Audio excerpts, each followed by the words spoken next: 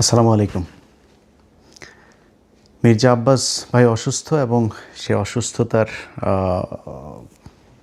কারণে অনেকেই সোশ্যাল মিডিয়াতে বিভিন্ন জায়গাতেই দেখলাম, বিশেষ করে সম্ভবত যারা বিএনপির ভাই বোনেরা আছেন তারা বোধহয় বেশিরভাগ এইসব লেখাগুলো লিখছেন যে নাসিরউদ্দিন পাটোয়ারি হচ্ছে গিয়ে এই মির্জা আব্বাসের অসুস্থতার জন্য কারণ। আপনাদেরকে জ্ঞাতার্থে বলে রাখি যে মির্জা আব্বাস 2026 সালের 12ই ফেব্রুয়ারি যে নির্বাচনটা হয়েছে সেই নির্বাচনে উনি জনগণের ভোটে এমপি হন নাই। এটা ভাই আপনারা যারা আওয়ামী লীগের মতো গায়ের জোরে যদি কথা বলেন সেটা অন্য হিসাব, কিন্তু যদি যুক্তি আর বাস্তবতার প্রেক্ষিতে কথা বলেন তাহলে মির্জা আব্বাস যে ফেল করেছে সেটা আপনি নিজেও জানেন।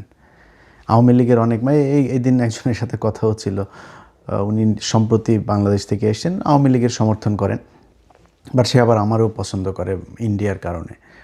তো উনি আমারে বললেন যে বলতেছে ভাই কোন এমপি, ও আচ্ছা রহমত রহমত আলী না রহমতুল্লাহ, যে রহমত আলী বোধহয়, যে বাড্ডার ওই দিকের যেই এমপি ছিল আওয়ামী লীগের, এর বউ নাকি আবার খুব ভালো মানুষ। হ্যাঁ, বউটা সে ভোট দিতে গিয়েছে, পরের দিন দেখে তার বউয়ের ভোটটাও বউ দিতে পারে নাই, ভোট আরেকজন দিয়ে দিয়েছে, মানে ওই রাতের ভোটের, যেটা 2018 সালে।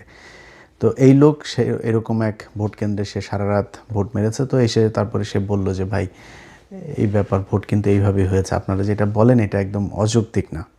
তো এটা কিন্তু আওয়ামী লীগের লোক সবচেয়ে ভালো জানে যে রাতে ভোটটা যে হয়েছে।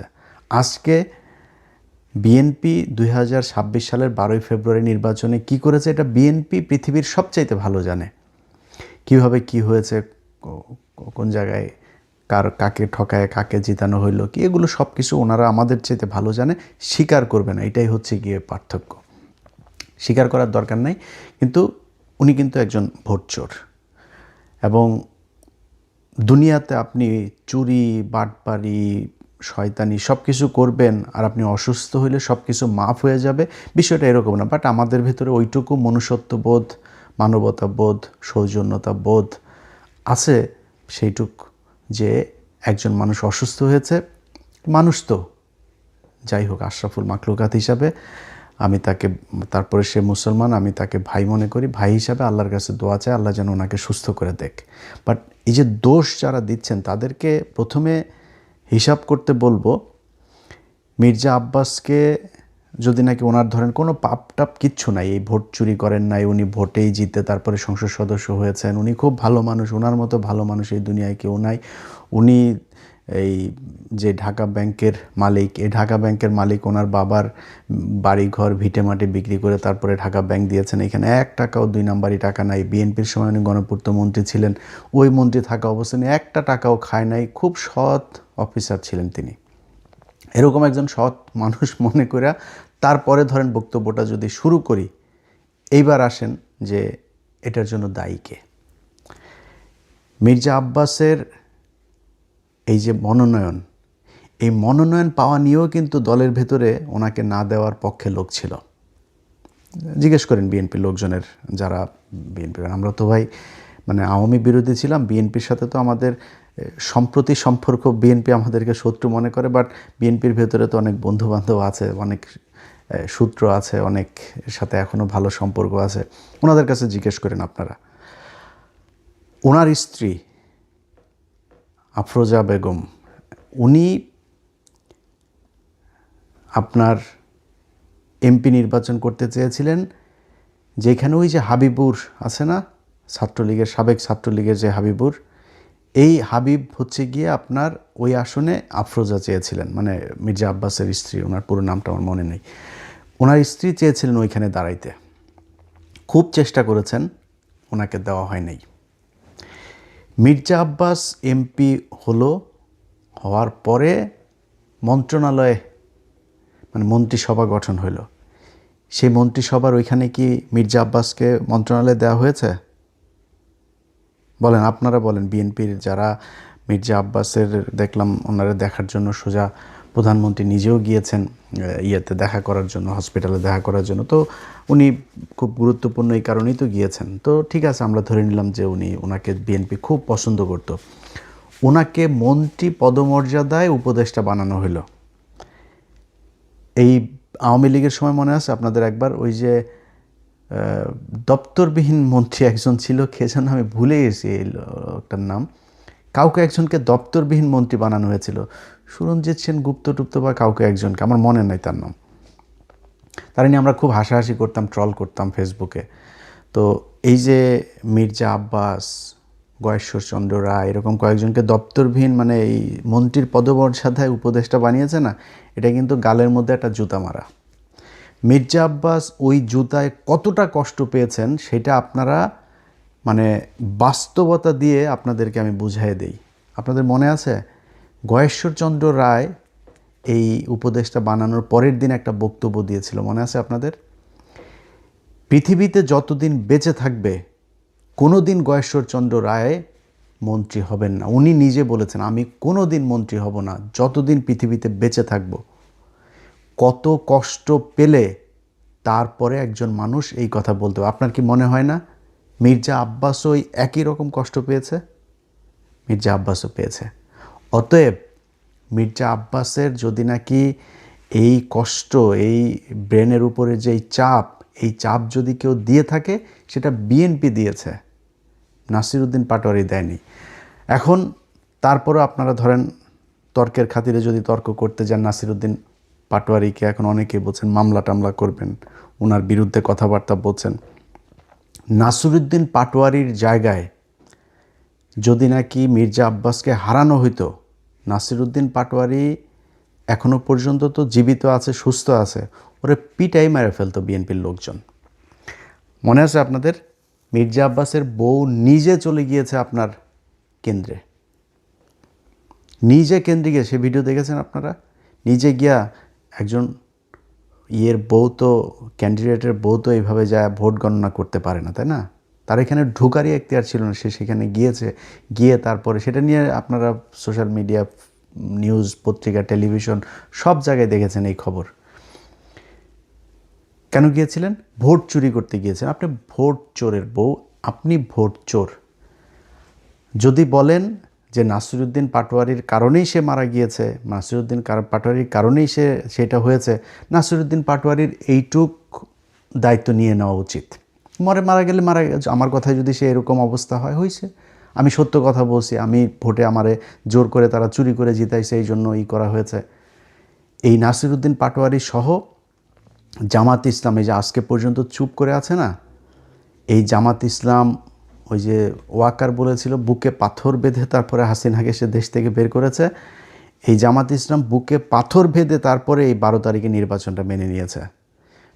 কারণ জামাত ইসলামকে বলা হয়েছিল শুধু এক জায়গা থেকে না, আপনাদেরকে বললাম না, এটা জামাতের কেন্দ্রীয় নেতাদের সাথে যাদের পরিচয় আছে তারা জিজ্ঞেস করে নিয়েন যে কোন কোন জায়গা থেকে, দেশের ভেতর বাহির, উত্তরপাড়া দক্ষিণপাড়া বিভিন্ন জায়গা থেকে, কোন কোন জায়গা থেকে তাদেরকে বারবার ওয়ার্নিং দেওয়া হয়েছে। জামাত কিন্তু চেয়েছিল প্রতিবাদ করতে, রাস্তায় নেমে যেতে চেয়েছিল, এটা নিয়ে ব্যাপক গ্যাঞ্জাম তাদের করার লোকও ছিল, প্রস্তুতিও ছিল, তারা করতেও ছিল, বাট তাদেরকে বারবার করা হয়েছে যে না, কোনো কিছু করা যাবে না। তারা করে নাই। তারা কিন্তু এই দেশের কথা চিন্তা করে, দেশটা গৃহযুদ্ধ বেঁধে যাবে, দেশে একটা খারাপ পরিস্থিতি তৈরি হবে, আওয়ামী লীগ, ইন্ডিয়া তারা সুযোগ নেবে, তারা নিজেদের ক্ষমতায় দেওয়ার চাইতে দেশের যেই রাজনৈতিক পরিবেশ, এই পরিবেশটাকে তারা শান্ত রাখতে চেয়েছে, এই জন্য তারা ওই দিন গ্যাঞ্জাম করে নেই। আপনার মনে হয় না যে জামাতের এইটুকু ক্ষমতা আছে? এবং আপনারা বলে রাখি, জামাত ইসলামের যদি নাকি মাঠে নামে পিটাপিটি করতে আসেন না, বিএনপি আপনারা পিটাপিটি করে পারবেন না ওদের সাথে। অনেক বড় বড় কথাবার্তা বলতে পারেন। ওই যে ছাত্রলীগ, আওয়ামী লীগের লোকজন মনে আছে, বিধবা নারীদের মতো জামাই মারা গেলে যেমন অসহায় হয়ে যায় না, ছাত্রলীগ, যুবলীগ, পুলিশ প্রশাসন ছাড়া ওই রকম আমরা ওদের বিধবা বলে খাপাইতাম। সবসময় পুলিশের পেছনে থেকে তারা বিশাল মাস্তানি করতো। আজ কোথায় রে বাবা তোরা? তোদের পুলিশ বাপ নাই, আর সেনাবাহিনীর বাপেরা নাই, আজকে তোরা কোথায়? রাস্তায় আয়। আজকে তো রাস্তায় যাইতে পারিস না, তোর মারে খেদানোর পরে যখন বুঝছিস সরকার ক্ষমতায় নাই, 3 মিনিটের মধ্যে সারা দেশ থেকে তোরা উধাও হয়ে গেলি। এইরকম আন্ডা বাচ্চা সহ পৃথিবীর ইতিহাসে কোনো দিন এরকম হয়নি। তোরা এখনও দেখা হইলে তারপরে বড় বড় কথাবার্তা করে, আশপাশের থেকে দেয়, আপনার আওয়াজ দেয় যে রাজাকার। তো রাজাকার আমি তো প্রাউডলি বলি রে বেটা, আমি রাজাকার, আমি রাজাকার, আমার বাপ রাজাকার, আমি আর আমার আব্বা দুইজনে মিলে তোদের মাদেরকে নিয়ে পাকিস্তানি ইতে দিয়ে আসতাম। এটা তো আমি নিজে বলি, স্বীকার করি। আমি কি বলদ, তোর বলদ মনে হয় আমারে? আমি ঠকবো কেন? আমি আর আমার বাবা দুজন মিলে পাকিস্তান ক্যাম্পে দিয়ে আসতাম মানে কি? তোদের মাদের বোনদেরকে মেয়েদেরকে দিয়ে আসতাম। তাহলে এখন পাকিস্তানের বীজ হলি কারা? তোরা। তো তোরা রাজাকার বললে আমি তো প্রাউড ফিল করি। তুই আমার যেটা বলে খেপাইতে চাই ওটা তো আমি খেপি না। কী হবে? তুই রাজাকার বলবি, আমি তোরে বলবো তোর মা তো বিয়ে ছাড়া মোদির সাথে যায় শুইতেছে, তোরা তো ওইটা আনতে পারিস না। তোদের মারে তোদের আপারে আন, এটা তো আনতে পারিস না। তো এটা বলে ওনারা করতে চায়। যাই হোক, সেই রাজাকার টাজাকারের ওই ওই আলাপে গেলে আবার অনেক অন্যদিকে চলে যাবে। তো এখন এই মির্জা আব্বাসের বিষয়ে যদি নাকি এখন মনে করেন জামাত ইসলাম মাঠে ওই দিন খারাপ কাজ করতো, তাহলে দেশের পরিস্থিতিটা খারাপ হইতো। বিএনপি হইলে এই ধৈর্য জীবনও দেখাইতো না। হেরে তারপরে বিএনপি জিতে আজকে করছে, ক্ষমতায় আছে, ভোটে হেরে। শোনেন, যেই সব জায়গায় 3,000, 4,000, 5,000 এরকম হয়েছে 57টা না 54টা আসনে। আপনার মনে, তারেক রহমান প্রধানমন্ত্রী, সেই প্রধানমন্ত্রী খালেদুজ্জামান ভাইয়ের কাছে জিতেছে হচ্ছে 5,000 ভোটে। এটা আপনার বিশ্বাস হয়? আপনি কাউন্ট করেন প্রথম দিকের কেন্দ্রগুলোর ফলাফল আর শেষে একই সাথে 17টা কেন্দ্রের ফলাফল দিয়ে দেওয়া হইল কেন? ওগুলিতে সব করাতে তারেক রহমান আগায়, সব করে তা। আর প্রথমে যেগুলো ইন্ডিভিজুয়ালি কেন্দ্রগুলো করা হইলো, সব করাতে খালেদুজ্জামান ভাই আগায়। এটা আপনাদের বিশ্বাস হয়? তো কেমনে হয়েছেন, কেমনে ক্ষমতায় গেছেন, সমস্যা নাই, কোনো সমস্যা নেই। তারপরেও তারেক রহমান এখন পর্যন্ত সোফার যা কিছু করছে খারাপ লাগছে না। খালি একটাই অনুরোধ থাকবে, আওয়ামী লীগ আর ইন্ডিয়ারে নিয়ে আসেন। আর কোনো জায়গায় কোনো কিছুতে কোনো আপত্তি নাই, কোনো কষ্ট নাই, কোনো অভিযোগ নাই, কিচ্ছু থাকবে না। শুধু আওয়ামী লীগ আর ইন্ডিয়ার ব্যাপারে আমরা কিন্তু এখনও দেখছি। যদি মনে হয় বা দেখি যে আওয়ামী লীগ এবং ইন্ডিয়াকে আপনারা আবার ফেরি করতে যাচ্ছেন, তাহলে কিন্তু সেই আওয়ামী লীগের সাথে যেরকম বিদ্রোহ করেছিলাম ওই বিদ্রোহ কিন্তু আবার শুরু হবে। আমরা কিন্তু এখনও দেখছি। এবং এখন পর্যন্ত যেটা বললাম যে এটা আবার বলাতে আবার আমাদের অনেক লোকজন আবার করে, ভাই ইলিয়াস ভাই আপনি বিএনপি ক্ষমতায় আসছে দেখে মনে হয় চামচামি শুরু করলেন বিএনপির পক্ষে। ভাই এই পরীক্ষা গত 10 বছর ধরে দিচ্ছি, এটা নতুন করে পরীক্ষা দেন, সামনেও দেখবেন। তারেক রহমান যদি ইন্ডিয়ার কাছে যদি বিক্রি না হয় আমার কোনো সমস্যা নেই। তবে সামনে নির্বাচনে গেলে আবারও দাঁড়িপাল্লার পক্ষেই ভোট চাবো, এটা আপনাদের আগেই বলে রাখি। কারণ বিএনপির চাইতে জামাতকে যদি আপনি আমার কম্পেয়ার করতে বলেন, তাহলে আমার কাছে মনে হয় জামাতের লোকজন বেশি অনেস্ট। জামাতের লোকজনের চিন্তা ভাবনা, আমি একজন মুসলমান হিসাবে তাদের যেই চিন্তা ভাবনা পলিসি সেগুলো আমি পছন্দ করি, সেই কারণে আমি তাদের পক্ষেই করব। বাট একদম বিএনপির বিরুদ্ধে কোনো তর্ক বিতর্ক, বিএনপির বিরুদ্ধে একদম ঢালাওভাবে এগুলো আমরা করব না যদি ইন্ডিয়ার বিরুদ্ধে। বাট যদি যায়, আমারে যদি ভাই মাথার মধ্যে আপনি পিস্তলও ধরেন, কোনো লাভ হবে না। আমি এটারে একদম আমার জীবন থাকতে সর্বোচ্চ এটার বিরুদ্ধে আমি যুদ্ধ করে যাব। তো এখন ধরেন এই মির্জা আব্বাসের বিষয়টা দিয়ে শেষ করি, যে মির্জা আব্বাস ভাইয়ের মতো যারা যারা এখন রাজনীতিবিদ আছেন, এই মির্জা আব্বাস ভাইদের মতো মানে তারা যদি নাকি দুনিয়ায় থাকা অবস্থায় বা সুস্থ থাকা অবস্থায় যদি আকাম কুকাম করেন আর অসুস্থ হবেন আর মারা যাওয়ার পরে আপনাদের নিয়ে দুনিয়ার সবাই ভালো কথা বলবে, এই আশাটা করেন না। এটা আপনাদের আগেই বলে রাখলাম। মির্জা আব্বাসের প্রতি আমার মানে আমি তো মির্জা আব্বাসের চাইতে অনেক ছোট, তারপরেও তার প্রতি আমি খুব জানাইতে পারতাম। একটা ছোট্ট বিষয় আপনাদের সাথে শেয়ার করি। মির্জা আব্বাসকে আমি একটা প্রথম আগে শুরুটা বলি। মির্জা আব্বাস কোনো এক ব্যক্তি তার বিরুদ্ধে কথা বলেছে, তাকে গালাগালি করেছে।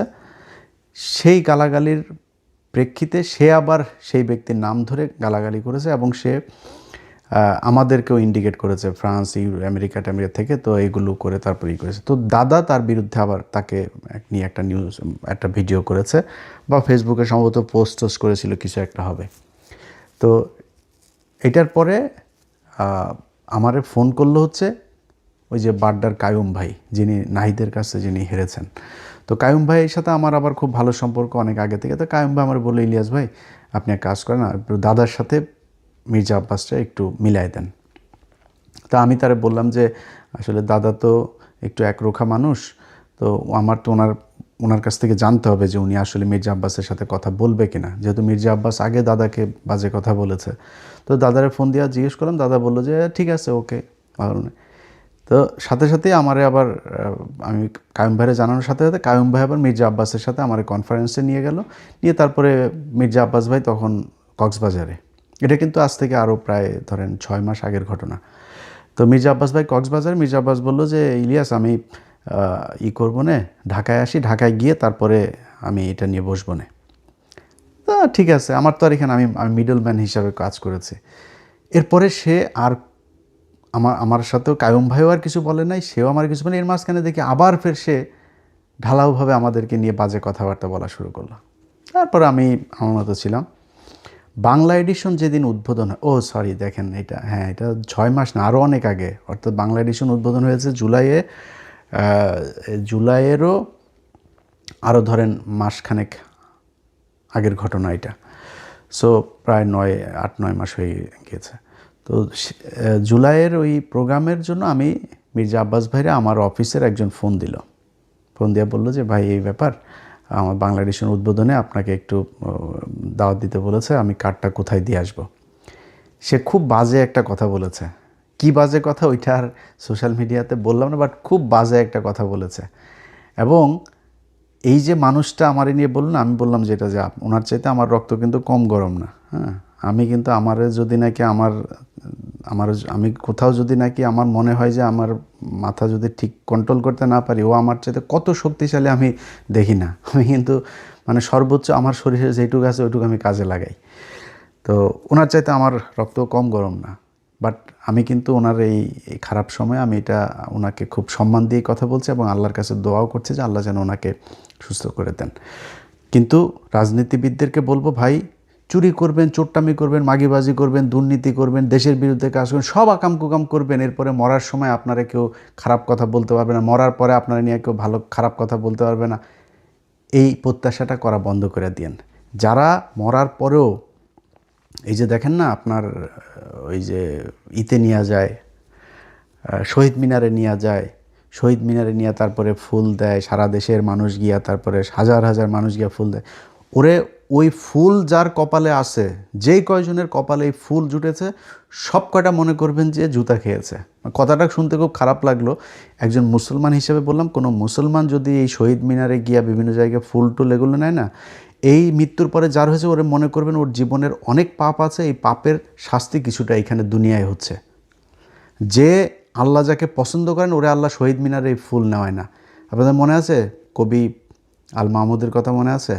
আল মাহমুদ ভাই কিন্তু একজন মানে আমার দেখা একজন সবচেয়ে মানে শ্রেষ্ঠ মানুষদের মধ্যে বাংলাদেশের একজন উনি। পিয়াস করিমের কথা মনে আছে? 2 জনের একজনকেও এই ছাত্রলীগ, আওয়ামী লীগ এরা শহীদ মিনারে নিতে দেয়নি। এর ফয়সালা আল্লাহ ওই উপর থেকে করেছেন, এটা দুনিয়ায় কেউ ফয়সালা করে না। আল্লাহ ওনারে এই শাস্তি দিতে চায় নাই, এই অপমান করতে চায় না, এই জন্য ওরে শহীদ মিনারে নেয় নাই। আল্লাহ পছন্দ করেছেন তাই শহীদ মিনারে নেয় নাই। সো এরকম যারা শহীদ মিনার আল্লাহ নেয়, মনে করেন কম থাক বেশি থাক আপনার পাপ আছে, এই জন্য শহীদ মিনারে নিয়ে ফুল দেয়। যাদের মুসলমান দাবি করেন নিজেরা, আপনারা মৃত্যুর আগে বলে নিন, পরিবারকে বলে দিন যে আমার মৃত্যুর পরে আমার কবর দেওয়ার জন্য আমার যত দ্রুত সম্ভব আমার এই কাজ যেন সম্পূর্ণ করা হয়। এটাই ইসলাম। বদরের যুদ্ধে, উহুদের যুদ্ধে, এগুলো যারা সৌদি টদিতে গিয়েছেন তারা গিয়ে নিজের চোখে দেখেছেন। আমি আল্লাহ যেন দেখান, এখনও চোখে দেখি নাই। বাট ওইখানে যেখানে মারা গিয়েছেন আপনাদের চাইতে আমাদের চাইতে আমরা মানে পায়ের ময়লাও না ভাই সেই সাহাবীদের। বদরের যুদ্ধে যারা মারা গিয়েছে, উহুদের যুদ্ধে যারা পৃথিবীর সবচেয়ে সম্মানিত শহীদ বদরের যুদ্ধের এরা, যেখানে মারা গিয়েছে এদের চাইতে আমাদের মায়া মমতা কম ছিল পরিবারের কাছে পর্যন্ত নিয়ে আসে নাই, ওইখানেই কবর দিয়ে দিয়েছে সাথে সাথে। সো যত দ্রুত সম্ভব কবর দিয়ে দেওয়া উচিত, এটাই। কিন্তু আমাদের দেশের সমস্যা হলো সব সারা জীবন করবে চুরি, ওনারে মৃত্যুর পরে ফুল দিতে হবে, আর উনি সারা জীবন ওনারে ভালো বলতে হবে, ওনারে নিয়ে খারাপ কোনো কিছু কেউ বলতে পারেন। ভাই আপনার সমালোচনা করবেই। ধরেন মির্জা আব্বাসে চান্দা আব্বাস বলতো, মির্জা আব্বাস যেই সংসদীয় আসনে পাশ করেছে বা নির্বাচন করছে, ওই সংসদীয় আসনের সম্পূর্ণ দায়িত্ব তার। মৌচাক মার্কেটের সামনে ভুয়া ফুটপাতে এই বসা, এখানে চাঁদাবাজি হয় না, এখানে গাড়িতে চাঁদাবাজি হয় না। মির্জা আব্বাস একসময় এই যাত্রাবাড়িতে করতো না, শ্রমিক ইউনিয়নের ছিল না। মির্জা আব্বাসের এই বিশাল সম্পত্তির এইসব হিসাব মির্জা আব্বাস দিতে পারবে? আল্লাহ মাফ করে দিক মির্জা আব্বাসকে। মির্জা আব্বাস ভাই, আমি সারা জীবন সত্যি কথা বলতে যদি আমার বলেন, আমি ওনারে বিশাল খারাপ কোনো কিছু, মানে মানুষ হিসাবে আমার সাথে এমন কোনো কিছু চোখে পড়ে নাই। বাট আল্লাহ জানেন, আল্লাহ সেটার বিচার করবেন। তারপরেও সব শেষ আবারও মুসলমান হিসাবে, মুসলমান ভাই হিসাবে মির্জা আব্বাস ভাই আল্লাহ বাঁচিয়ে রাখুক। আল্লাহ যদি ওনাকে নিয়ে যান, আল্লাহ যেন তাকে মাফ করে দেন। যারা দুনিয়ায় আমরা আছি, আল্লাহ যেন আমাদেরকে মাফ করে তারপরে মৃত্যুবরণ করেন। এইটুকু। আল্লাহ হাফেজ।